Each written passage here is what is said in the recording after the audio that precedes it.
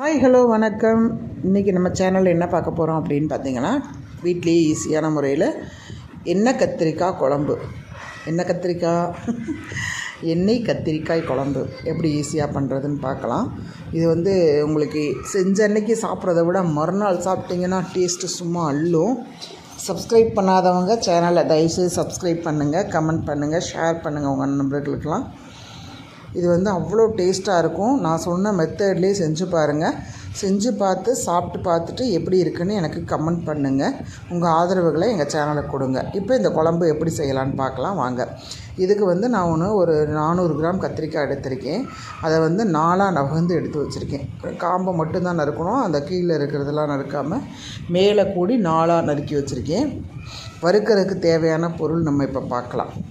இப்போ 40 கிராம் மிளகாய் வத்தல் எடுத்து வச்சுருக்கேன். 25 கிராம் வரமல்லி, ஜீரகம், மிளகு, வெந்தயம் சும்மா கொஞ்சம் கொஞ்சம் எடுத்து வச்சுருக்கேன். நிலக்கடலை பருப்பு, எள்ளு எடுத்து வச்சுருக்கேன்.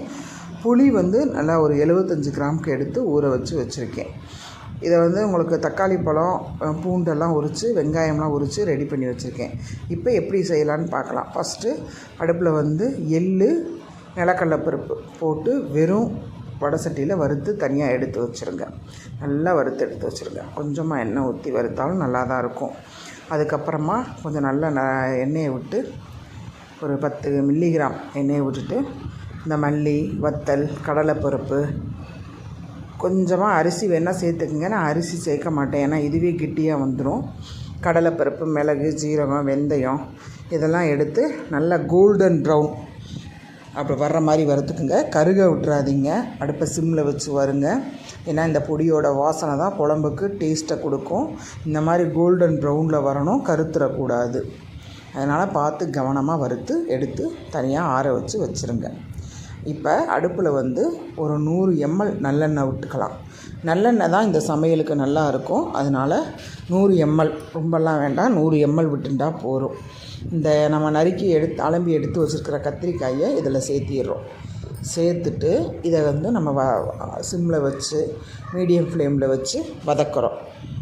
அடுப்பை பெருசாக வைக்காதீங்க, சீக்கிரமாக கருகி தான் போகுமே தவிர உங்களுக்கு இதாகாது.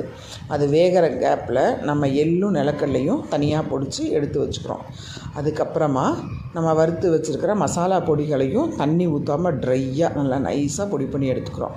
அப்புறம் நம்ம நறுக்கி வச்சுருக்கோம் 4 தக்காளி எடுத்து வச்சுருக்கோம் இல்லையா, அதை மிக்சியில் நல்லா நைஸாக அரைச்சிக்கிறோம். எதனால் கட் பண்ணி போட்டேன்னா உங்களுக்கு சீக்கிரம் அரைஞ்சி வந்துடும்.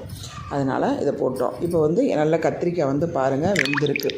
இது ஒரு 60% வெந்திருந்தால் போதும். ரொம்ப ஃபுல்லாக வேகணும் அப்படின்றது கிடையாது. 60% மட்டும் வேகிற மாதிரி பார்த்துக்குங்க. ஃபுல்லாக வேக வேண்டாம் உங்களுக்கு.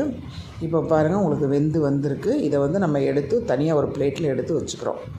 எடுத்து வச்சுட்டு அடுப்பில் கடுகு தாளிக்கிறோம். இப்போ குழம்புக்கு என்னென்ன வேணுமோ அதை போட்டு தாளிச்சுக்கலாம்.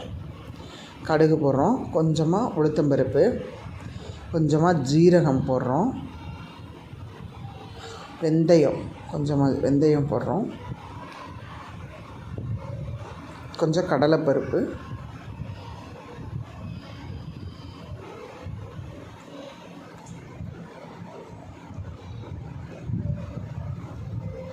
ஒரே ஒரு மிளகு சேர்த்துக்கிட்டேன், 2 மிளகு மட்டும் சேர்த்துக்கிட்டேன் நான். கருவேப்பிலை போட்டுக்கலாம். கருவேப்பிலை போட்டதுக்கப்புறம் 2 பட்டை வத்தலை 2ஆக கட் பண்ணி போட்டுக்கலாம். குண்டு மிளகாயாக இருந்தால் ஒரு 3 மிளகா போட்டுக்கோங்க.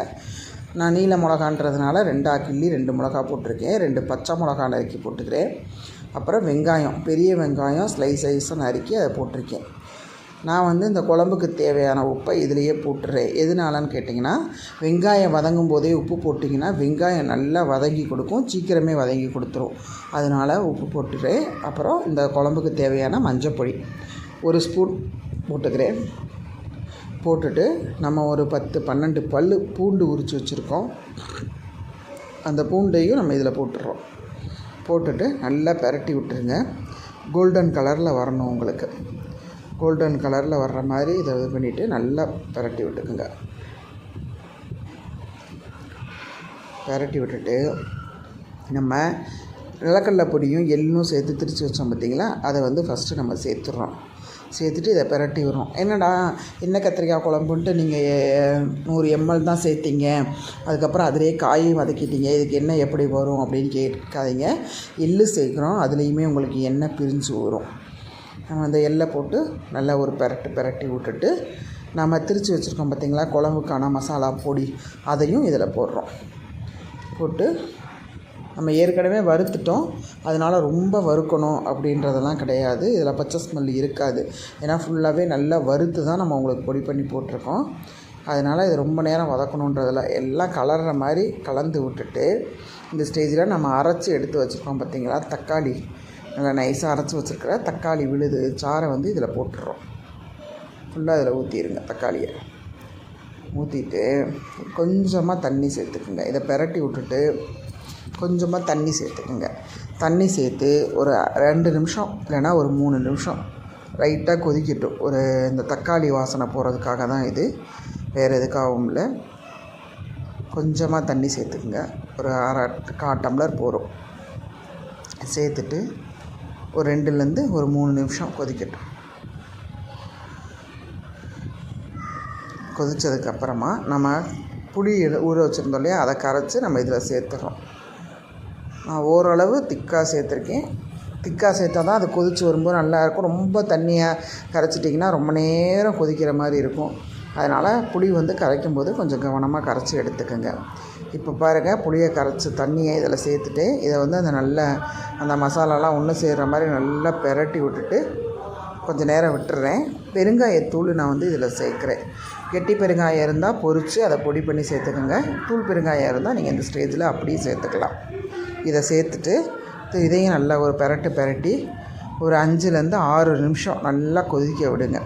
தளன்னு கொதித்து வரட்டும். அதுக்குள்ளே நம்ம தேங்காயை வந்து நல்லா நைஸாக அரைச்சி எடுத்துகிட்டு வந்துடுறோம். எடுத்துகிட்டு வந்துட்டு இது ஒரு 5-6 நிமிஷம் கொதித்த குழம்புல வந்து இந்த கத்திரிக்காயை நம்ம சேர்த்துடுறோம். சேர்த்துட்டு நம்ம அரைச்சி வச்சுருக்கிற தேங்காயும் இதில் சேர்த்துறோம். சேர்த்துட்டு எல்லாம் ஒன்றா பிரட்டி விடுங்க.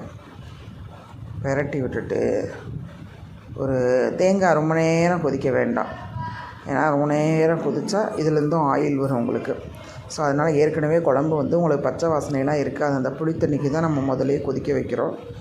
ஸோ இந்த எண்ணெய் கத்திரிக்காயில் வந்து அந்த காரம் பிடிபடுறதுக்காக தான் இந்த 3/4 திட்டம் குழம்பு ரெடி ஆகும்போது கத்திரிக்காயும் போட்டு தேங்காயும் போட்டுரும். இதை வந்து ஒரு 5 நிமிஷம் கொதிக்க விட்டால் போதும். பாருங்கள், எண்ணெயெல்லாம் பிரிஞ்சு வெளியே வருது பாருங்கள். நான் உங்களுக்கு நல்லா இன்னும் கிட்டக்கையே காமிக்கிறேன் பாருங்கள். எண்ணெயெல்லாம் அப்படியே மேலே வந்து நிற்கிது பாருங்கள். இதுதான் குழம்பு ரெடியான பக்குவம். இறக்கி வச்சுட்டு கொதிக்க சாதத்தை போட்டு அதில் நல்லெண்ணெயை விட்டு, நான் பாருங்கள் புத்திசாலி ஓப்பன் பண்ணாமே நல்லெண்ணெய் ஊற்றுறேன். நல்லெண்ணெயை விட்டு அந்த குழம்பை போட்டு அப்படியே நல்லா பெசரி ஒரு பைட்டு கத்திரிக்காய் வச்சு ஒரு பைட் சாதம் வச்சு சாப்பிட்டா அவ்வளோ சொர்க்கமாக இருக்கும். அது இன்றைக்கி வச்ச குழம்ப நாளைக்கு சாப்பிட்டு பாருங்கள். அமிர்தம். நீங்கள் அமிர்தம் சாப்பிட்லைன்னா இதை சாப்பிடுங்க, அமிர்தம் சாப்பிட்ட மாதிரியே இருக்கும். இதை செஞ்சு பார்த்துட்டு எப்படி இருக்குன்னு எனக்கு கமெண்ட் பண்ணுங்கள். தேங்க்யூ. உங்கள் ஆதரவுக்கு நன்றி.